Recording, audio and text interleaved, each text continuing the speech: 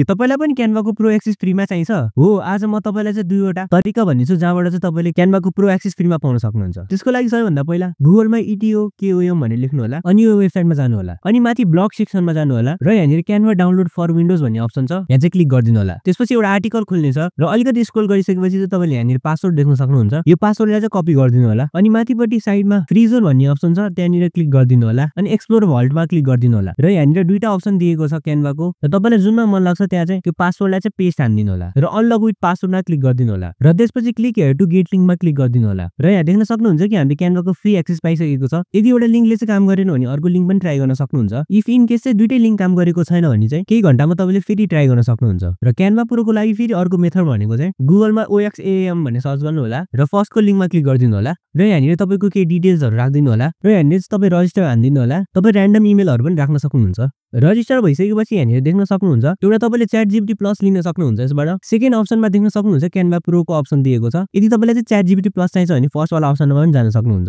र म चाहिँ click here to activate Canva प्रोमा क्लिक गर्छु र यहाँनिर देख्न सक्नुहुन्छ एउटा इमेल र पासवर्ड दिएको छ। इमेललाई कपी गर्नु होला र क्यानभाको साइट खोलेर कन्टिन्यू विथ इमेलमा क्लिक गर्नु होला र त्यो इमेललाई पेस्ट हान्दिनु होला र पासवर्डको लागि फेरि त्यही साइडमा जानु होला र त्यो पासवर्डलाई कपी गरिदिनु होला र पेस्ट हान्दिनु होला अनि लगइन गर्नु होला र यहाँ देख्न सक्नुहुन्छ कि तपाईले क्यानभाको प्रो अकाउन्ट पाइसकेका छौं हामीले। तर यो वाला मेथडमा चाहिँ सबैजनाले यही आइडी चलाइरहेको हुनेछ। सो पर्सनल इन्फर्मेसनहरु चाहिँ नराख्नु होला र यो भिडियोले तपाईलाई हेल्प गर्यो भने मलाई फलो गर्न चाहिँ नभुल्नु होला र अरु टन्नै मेथड छ जहाँबाट चाहिँ तपाईले क्यानभा प्रो लिन सक्नुहुन्छ। यो भिडियोमा राम्रो रेस्पोन्स आयो भने म पार्ट 2 पनि बनाउने छु।